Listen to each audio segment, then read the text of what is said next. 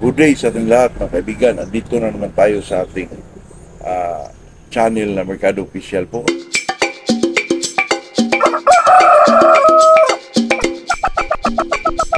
Natuwa lang ako kasi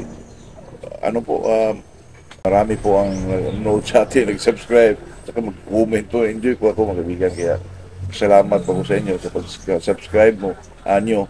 At saka kung sino man yung hindi pa nakapag-subscribe, mag-subscribe naman kayo para marami tayo dito mga kaibigan. Ito naman sa atin ay ito lang usapang magmanok lang po.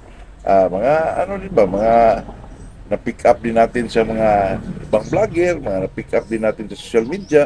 Kaya inilabas din natin dito para may share natin sa ibang mga magmamanok din po.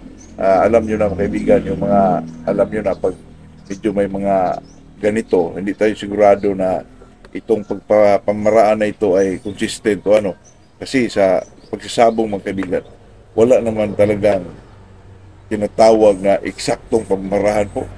Yun ang sinasabi ko mga kaibigan na depende na lang sa atin kung medyo gusto natin yung pamamaraan na yun o hindi mo natin nagustuhan, ay nasa sa atin lang yun mga kaibigan. Pero kung sa paniwala mo ay medyo nagpi-fit sa program ng iyong pagmamanok, edi i-apply nyo po. Pero pag hindi naman, santabi nyo lang. Baka sa mga sunod na araw ay magamit nyo rin mga kaibigan. Importante po naman itong mga social media, yung sa mga ibang vlogger din, na panoorin nyo rin para malaman din nyo yung kung ano man yung mga pamaraan nila. Kasi ito kasing mga ganito mga kaibigan, maganda yung may mga vlogger na tungkol sa pagmamanok kasi makatulong din ito. Lalo na sa mga history ng isang manok, pag about sa breeding, panoorin niyo sila lahat mga kaibigan. Kasi mga vlogger naman lahat, ang mga inaano dyan ay yung talagang makakatulong sa isang taong mahilig sa manok na mag-guide po. Yun lang naman siguro. At saka tayo naman dito ay talagang ano lang po, mga na-enjoy lang sa manok bilang isang magmamanok po. Yun lang mga kaibigan. Tayo dito ay talagang gusto lang natin talaga mag-alaga ng manok.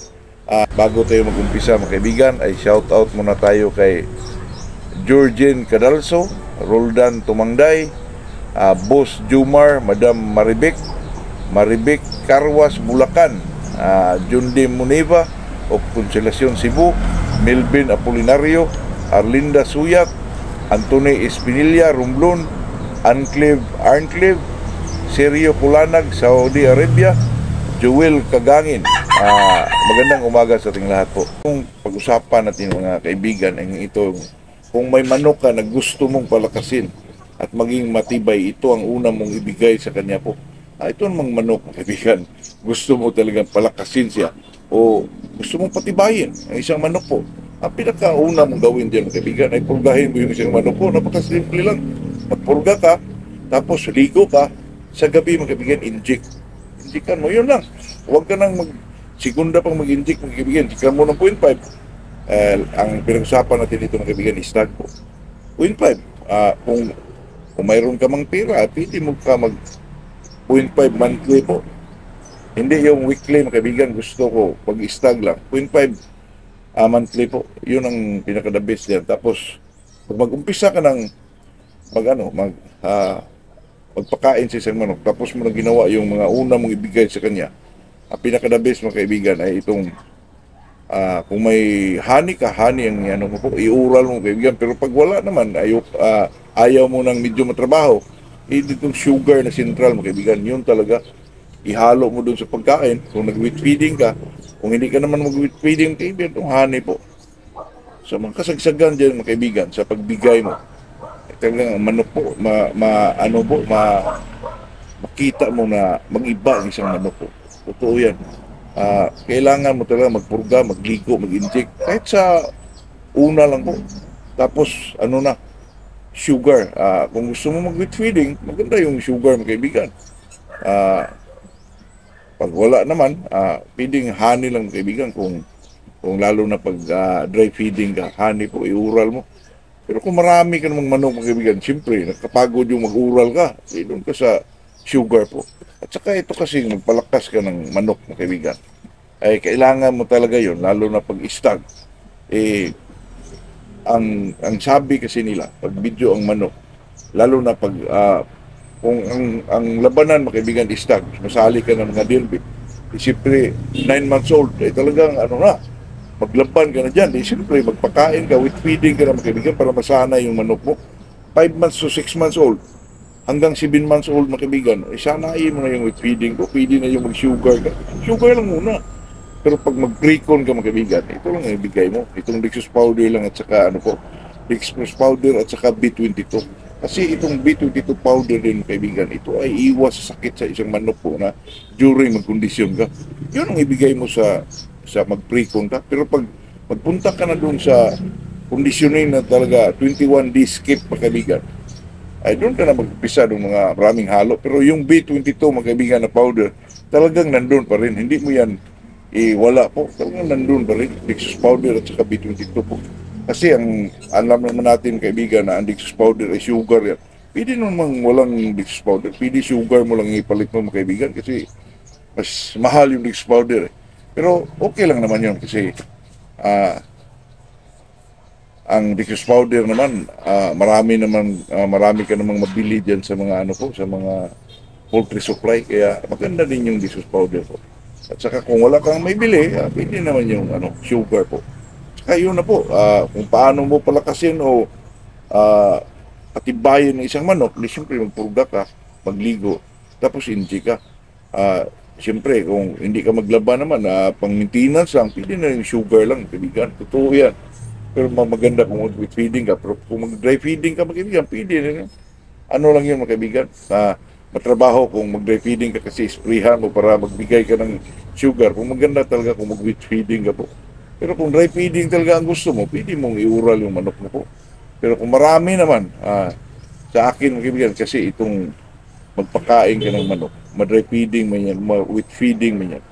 Basta nasa eksaktong pagkain lang, hindi yung katulad kasi, mga kaibigan, dati po, pag mag-ano ka ng istag, mga kaibigan, puro ka pellets. Lalo na pag maglaban ka ng derby, mahirapan ka doon. Talagang may grains po. Kaya sa atin, pag magkondisyon tayo, pag gumagamit ka na ng grains, siyempre, ang manok mo sanay na sa grains, talagang tukain lahat yun, talagang kainin lahat yun, kaibigan. Pero sa atin naman ay bilang isang magmamanok, ay tayo ay maghanap na kung ano man yung mga nakakabuti sa isang magmamanok o pag-alaga ng isang manok. Doon tayo po. Ang kailangan nandito sa magbuhay o mag-alaga tayo ng isang manok ay ano lang po, yung obserbasyon lang at saka common sense, yun lang naman, mga kaibigan. Kasi itong magmamanok tayo, kailangan tayo ng ano po, yung medyo down to earth tayo na tao or humble ba, mga kaibigan. Yun ganun, para mas maganda yung humble ka, mas marami ka matutunan po. Kasi pag medyo ang alas ka mo, ang ano mo, medyo yabang ka, mahirapan kang matuto, mga kaibigan. Pero depende lang naman yung sa tao po. Kaya sa atin lang naman ay gusto natin bilang isang sabungero po ay talagang kalmado lang at saka hindi mayabang po. Sa tabi natin yung isang pride ng isang tao para naman maganda yung ating pagganap or bilang isang magmamanok ay talagang ano lang tayo, mga kaibigan, yung chill lang ba.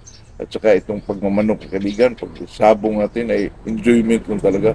Kasi dito tayo ma-enjoy, mga kaibigan, at saya tayo dito po. Kaya kung ano man yung mga iniisip na medyo nakasama sa yung pagmamanok, huwag mo nang ano yung kaibigan, huwag mo nang isali pa sa iyong hilig po. Ayun lang, mga kaibigan, good morning sa ating lahat po.